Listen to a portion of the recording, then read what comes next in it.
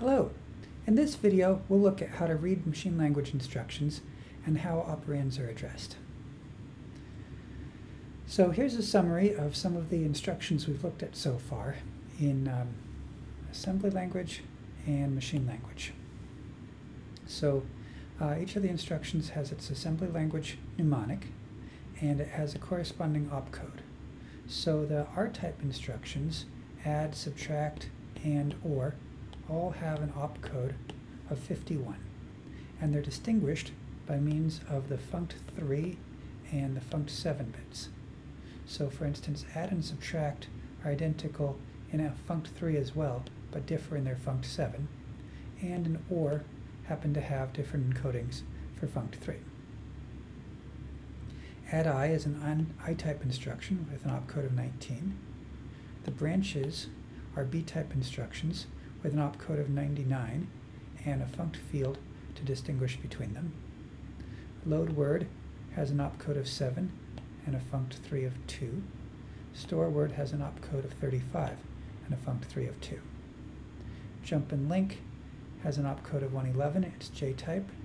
Jump and link register is 103. Load upper immediate is 55, that's a U-type. Jump and link register, interestingly, is actually an I-type instruction because it only has a 12-bit offset and it takes a destination register. So if you want to interpret some machine language code, the best place to start is going to convert the hexadecimal number in binary and look at the op and funct3 fields to tell you what type of instruction it is and how to parse the rest of it, and then extract the fields based on the type of instruction. So suppose we met these two machine language instructions in a dark alley. For this instruction, the bottom bits are 51. That tells us that we're an R-type instruction, and we need to look at funct3 and funct7. So funct3 is up here, that's a 0. So now we know with funct3 of 0, it's either add or subtract. And finally we have to look at the upper bits of 0, 1, 0, 0, 0, 0, 0, 0. That is 32, which is subtract. So this instruction is a subtract. If we encounter this instruction, we look at the bottom bits, and the opcode is 19. So 19 looks like an I-type instruction, such as add I. So again, we look for the funct3 field, it's 0, and sure enough, with a funct3 of 0, it is an add I.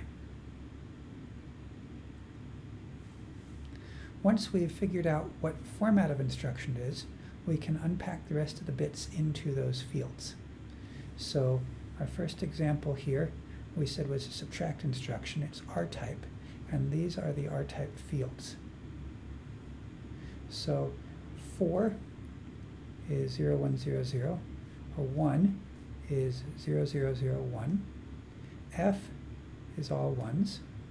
E is 1, 1, 1, 0. 8 is 1, 0, 0, 0. 3, 0, 0, 1, 1, B, 1, 0, 1, 1, and 3, 0, 0, 1, 1. So we've unpacked this hexadecimal number into the 32 bits of binary. We'd already looked at the opt, funct3, and funct7, so we know it's a subtract, and the other fields will tell us our source and destination registers. So the destination register is X7, which we could look up in the table is register T2, and the source registers are X29 and X31, which are T4 and T6. Similarly, this instruction we had figured out based on opt and funct3 is an add immediate, and we can unpack the rest of the bits like this.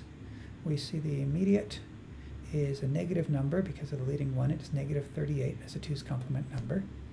RS1 is 9 and RD is 7. So that's an add.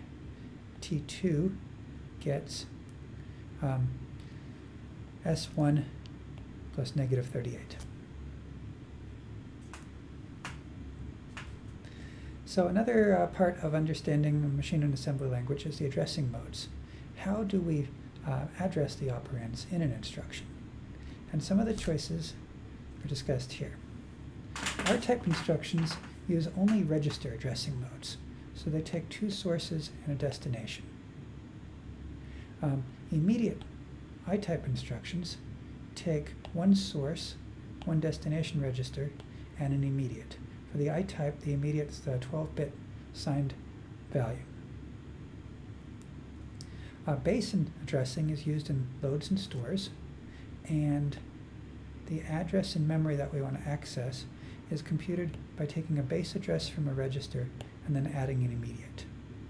Here's another case for a store where the base address is in T1 and we add 25 to it to get an address of T1 minus 25. Finally, there's PC relative addressing. This is used for branches and jump and link, and the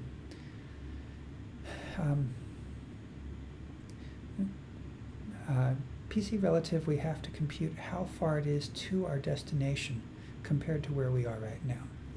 So let's say we have a branch not equal to L1. The branch not equal happens to be at address EB0 in memory, and label L1 is at 354. So the distance of the branch is EB0 minus 354 backwards. So it's at B5C backward in hexadecimal, or 2908 backwards. So our immediate should be negative 2908. And here's how we represent negative 2908 as a 13-bit 2's complement number. And again, remember, the least significant bit is always 0 and is omitted from the encoding. So we have our opcode is branch, funct field for 1 for branch equal, and the source registers were S8 and S9, which are registers 24 and 25, and our branch, the bottom 4 bits, 0010, went here. The next bits, 10 through 5, are these. Then bit 11 is here, and bit 12 is here.